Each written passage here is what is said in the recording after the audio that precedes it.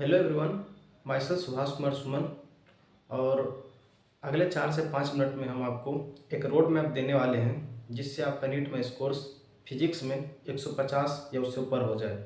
आप में से बहुत सारे लोग होंगे जिनका अभी नीट में स्कोर्स 80 हो रहा होगा, 100 हो रहा होगा, 120 उससे ऊपर नहीं जा रहा होगा, तो वो लोग परेशान होंगे। मेरा नीट में खुद 2024 में फिजिक्स में स्कोर 160 रहा है और मेरा टोटल स्कोर 660 रहा है। ठीक है, जिसमें से 160 फिजिक्स में था, 160 केमिस्ट्री और 340 बायोलॉजी में था। तो हम आज आपको फिजिक्स में गाइड करने वाले हैं कि अगले 2 महीना में क्या करना चाहिए जिससे आपका फिजिक्स में स्कोर्स 150 या 150 से ऊपर हो जाए। इसके लिए 3 चीज़ कीजिए। सबसे पहला क्या करना है, आपको जो नोट्स दिया है ना, जो नोट्स पढ़े हैं उसको एक बार अच्छे से पढ़ लीजिए और उसमें जितना क्वेश्चन है उसको टोटल को खुद से सॉल्व कीजिए। दूसरा क्या कीजिए, जो PYQ है उसको लगाइए। और तीसरा क्या कीजिए, शॉर्ट नोट्स बनाइए। शॉर्ट नोट्स में क्या कीजिए, जितना फार्मूला है सारा का सारा लिख दीजिए। दूसरा क्या करना है, जो भी इंपॉर्टेंट पॉइंट है वो सारा उसमें लिख दीजिए। ठीक है, इससे फ़ायदा क्या होगा, जब आप नेक्स्ट टाइम रिवीजन करने जाएंगे किसी भी चैप्टर का, तो चूंकि आपके पास शॉर्ट नोट्स है तो टाइम कम लगेगा। दूसरी बात क्या करना है, आप टाइम कम लगा उसको रिवीजन करने में, उस पर से क्या करना, जो मेन नोट्स है उसका जितना भी क्वेश्चन है सबको सॉल्व कर दीजिए। हम यही करते थे। और उस पर से क्या करना है, PYQ को सॉल्व कर देना है, यानी प्रीवियस ईयर क्वेश्चन को सॉल्व करना है। उसके बाद क्या करना है अपने आप को, इसके बाद क्या करना है कि चूंकि लास्ट का 2 महीना बाकी है तो हमको जो इम्पोर्टेंट चैप्टर है, इम्पोर्टेंट चैप्टर से मेरा तात्पर्य है कि जिसमें ज़्यादा क्वेश्चन पूछा जाता है जिस चैप्टर से, जैसे कि WP। अब WP क्या है, आपको हर चैप्टर में यूज होता है, हालांकि उससे क्वेश्चन कम आता है तो उसको पढ़ लेना है, अच्छे से पढ़ना, उसको ज़्यादा क्वेश्चन लगाना है। फिर किसको, रोटेशन, रोटेशन से 4 क्वेश्चन। फिर थर्मोडाइनमिक्स, उससे 5 से 6 क्वेश्चन। ग्रेविटेशन 1 से 2 क्वेश्चन। अब ग्रेविटेशन पढ़ लोगे तो इलेक्ट्रोस्टैट भी उसमें कवर हो जाता है, तो इसीलिए दोनों मिलाकर के 3 से 4 क्वेश्चन। उस पर से current 4 question, magnetism 4 question, optics वही 4 5 6 क्वेश्चन, मतलब 4 भी कभी 6 भी, और मॉडर्न भी 5 से 6 क्वेश्चन।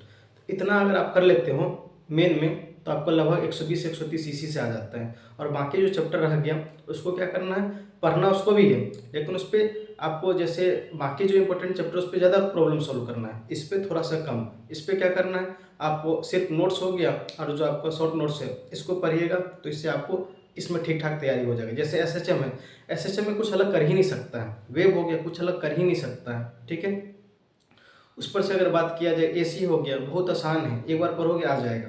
तो उस सब पे थोड़ा सा आपको क्या करना है, अपना शॉर्ट नोट्स हो गया उसको पढ़ना है, और उस पर से क्या करना है आपको, उस पर से आपको थोड़ा सा सवाल सॉल्व कर लेना जो कॉपी का है, इतना सफिशियंट है।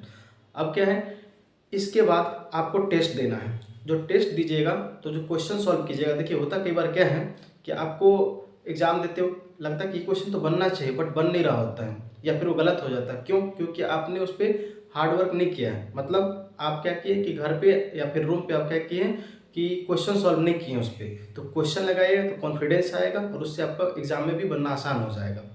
आगे क्या करना है, जो टेस्ट दिए, टेस्ट देने के बाद उस पेपर को एनालाइज करना है कि मेरा एक क्वेश्चन गलत क्या हुआ, उस वक्त हम सोच क्या रहे थे, ये सोचना है। और जो गलत हुआ उसको क्या करना है, एक पेज में लिखना है, एक कॉपी बना लेना है, उसमें लिखना कि इस क्वेश्चन में इस कारण से मेरा ये प्रॉब्लम हुआ। क्वेश्चन नहीं लिखने लग जाना। जैसे कोई टेस्ट फर्स्ट है तो फर्स्ट टेस्ट का 5वां क्वेश्चन प्रॉब्लम हुआ या फिर नहीं बना, ठीक है, तो उसको लिख लेना है, और क्यों नहीं बना वो लिख लेना है, कि कॉन्फिडेंस का कमी था, कि हमको आता ही नहीं था, कि वहाँ पे मैथमेटिकल एरर था, ये लिख देना है।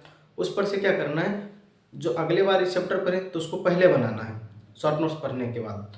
और कोई चैप्टर अगर नहीं आता है तो उसके लिए क्या किए, जैसे हम जब नीट का प्रिपरेशन करते थे तो हमें भी बहुत बार 80 आता था, 100 आता था, 120 ऊपर जा ही नहीं रहा था, तो शॉर्ट नोट्स बनाए। अब उस शॉर्ट नोट्स में क्या किया, हम आप लोग के लिए उस शॉर्ट नोट्स प्लस क्वेश्चंस दोनों को मिक्स करके हम वीडियो बना के यूट्यूब पे डाल रहे हैं। जैसे कि अभी हम SHM तथा EMW यानी इलेक्ट्रोमैग्नेटिक वेव का डाल चुके हैं। ठीक है, तो उसको देखिए, उसमें हम क्या किए कि जैसे मान लीजिए कि EM वेव है, तो EM वेव में क्या किए, हम सबसे पहले फार्मूला कोई टॉपिक का, उस पर से उसका क्वेश्चन, फिर फार्मूला फिर क्वेश्चन, फिर फार्मूला फिर क्वेश्चन, मतलब कोई भी चैप्टर है उसको हम 1 घंटा के आसपास कंप्लीट कर दिया। और 1 घंटा का पूरा एक वीडियो नहीं लाए, आधा घंटा, फिर क्या किया आधा घंटा, ऐसे करके लाए। उस पर से बायोलॉजी आता है, बायोलॉजी के लिए क्या करना है, सिर्फ और सिर्फ NCERT पढ़ना है। NCERT के अलावा अगले 2 महीना में कुछ नहीं पढ़ना है। NCERT आपका सिलेक्शन दिलवाएगा। ठीक है, और किसी को एनसीईआरटी पढ़ने में समझने में प्रॉब्लम हो रहा है तो इसके लिए क्या किए हम एनसीईआरटी रिवीजन सीरीज स्टार्ट किए। इसमें हम क्या किए आपको एक एक लाइन जो एनसीईआरटी का है उसको एक्सप्लेन किए हैं। ठीक है, सामने एनसीईआरटी रखिए और पढ़ते जाइए, क्योंकि हम सबको एक्सप्लेन करें। एक बार सुन लीजिए, फिर उसको क्या कीजिए एनसीईआरटी पढ़िए, फिर सुन लीजिए, फिर एनसीईआरटी पढ़िए। इस तरह कैसे आपका क्या होगा कि बायोलॉजी भी कंट्रोल में आ जाएगा।